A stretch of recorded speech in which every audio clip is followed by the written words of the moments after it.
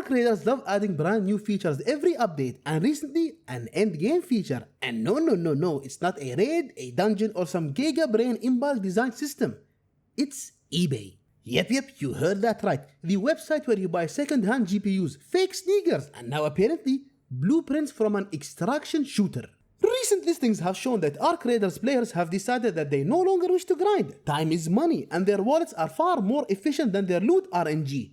Blueprints, they are some of the rarest items in the game, guys, are being sold for real-world cash, with prices ranging from literal pocket change to full AAA game prices. We're talking 99 cents all the way up to $400, depending on rarity and quantity. One specific blueprint, the Bobcat, has been spotted selling for $90. Oh wait, hold on. Oh, it's doubled? Okay, apparently guys, it's doubled in price. My god, you have to love inflation. Especially since it costs basically $0 in the game, if the universe ever decides to bless you. A quick brief about the game for the uninitiated. Arc Raiders is a shooter extraction developed by Embark Studios, and it's one of the most played games of 2025, and even snagged Best Multiplayer Game at the Game Awards.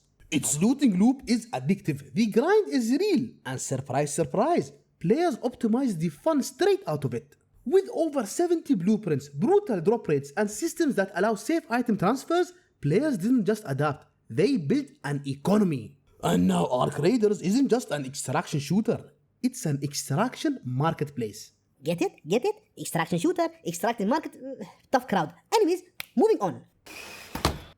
So the question is, guys, how did Arc Raiders accidentally throw itself into becoming a class in economy? Because this didn't happen out of nowhere. This wasn't a bunch of random players conspiring or a secret Discord cabal rubbing their hands together like Mojo Jojo. This was just gamers doing what gamers have done since the dawn of time, optimizing the fun out of everything. Firstly, you need to understand why blueprints are the holy grail in Arc Raiders.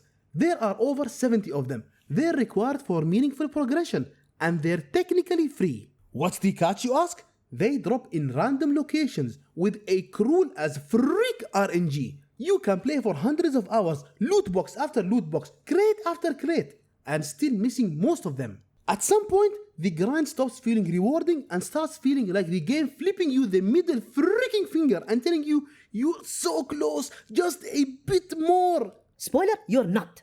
And when that happens, players don't quit, they innovate. Let me explain, guys. Someone looks at their inventory, looks at eBay, and thinks, what if I turn time into money? And boom, Arc Raiders blueprints started popping up online like Air Jordans. A quick search pulls up over 1,000 listings. And that's not exaggeration or clickbait.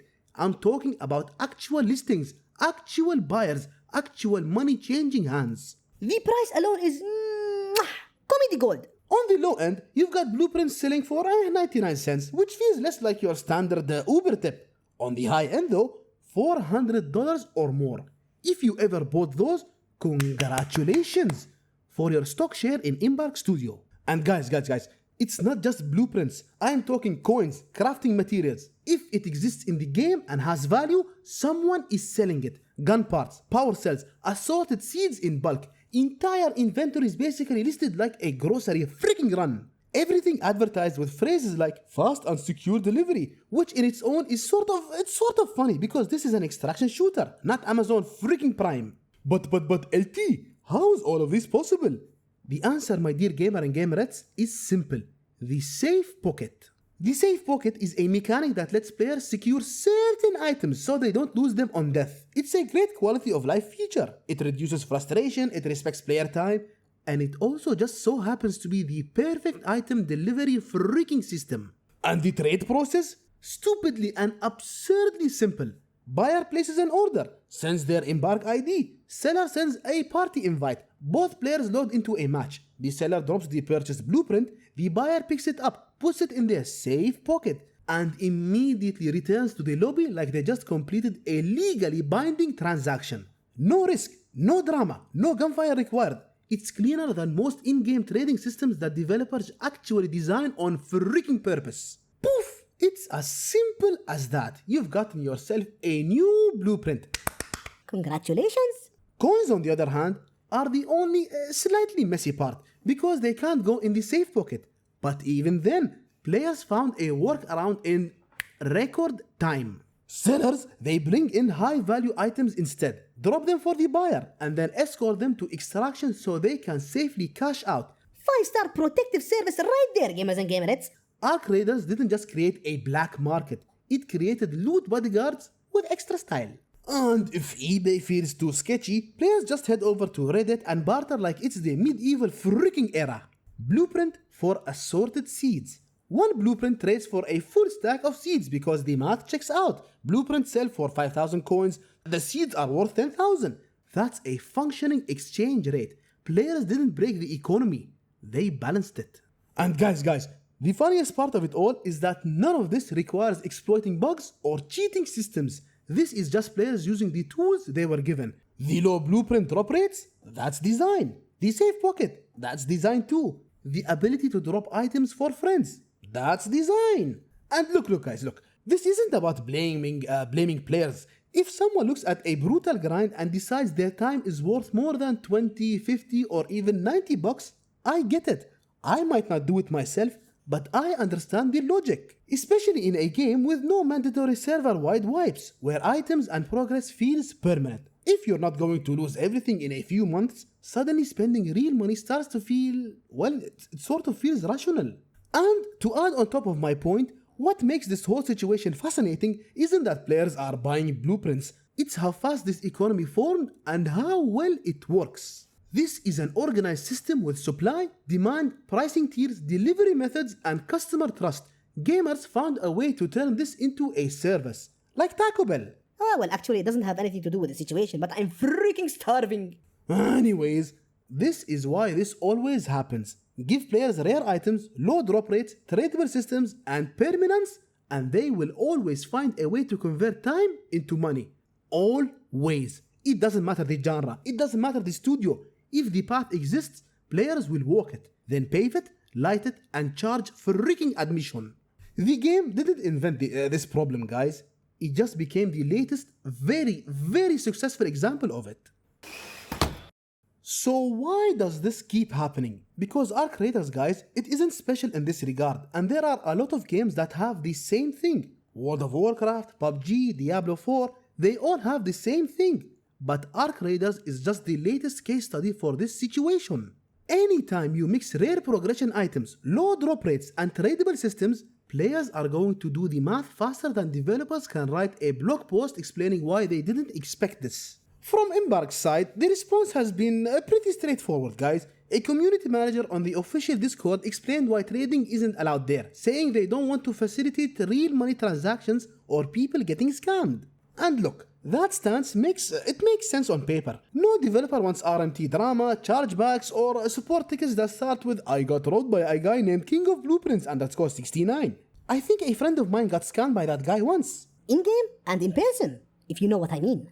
Anyways, here is where I believe Embark are a little naive. Not facilitating something doesn't stop it from happening, it just pushes it somewhere else. In this case, eBay and Reddit. The trading didn't disappear, it just became unofficial, unregulated, and way harder to control. Players didn't hear "no trading" and stop. They heard "we're not involved" and immediately filled the gap themselves. And again, guys, this isn't players being malicious. This is players responding rationally to the systems in front of them. This is players saying, why am I spending 300 hours on this when someone else already did? It's also why cracking down on this would be incredibly messy. To truly stop it, Embark would have to restrict item dropping, limit party interactions, or gut the safe pocket mechanic, features that make the game better for everyone. And that's the trap, gamers and gamerettes. Fixing the economy by making the game worse rarely goes well, if ever.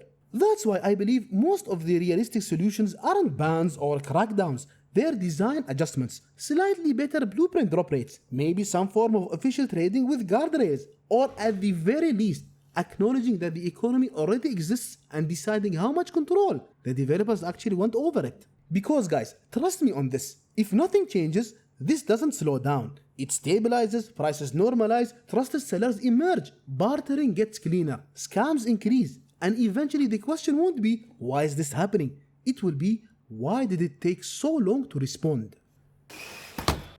Arc Raiders didn't break, guys. It worked exactly as players expected it to. Given the systems, the grind, and the permanence, this outcome was almost guaranteed. Gamers didn't ruin the experience. They optimized it, monetized it, and moved on. And honestly, that's the most interesting part. Not the eBay listings, not the $90 blueprints, but how quickly players turned a looting mechanic into a functioning economy without needing permission. So here is the real question to you, Embark. Do you fight this and risk making the game worse, or do you accept that players have already built their own solution and figure out how to live with it? Because one way or another, the grind always finds a shortcut. And you, my dear, beautiful and amazing gamers and gamerettes, what do you think? Should Embark do something about it, or do they simply accept what's already there and figure out a way to coexist with it? Drop your thoughts down below. Before I start selling Bobcat blueprints for $300 and show you what true inflation looks like. And guys, thank you once again for watching the video. If you enjoyed it, please consider leaving a like and subscribing for more content in the future. Take care and I'll see you in the next one.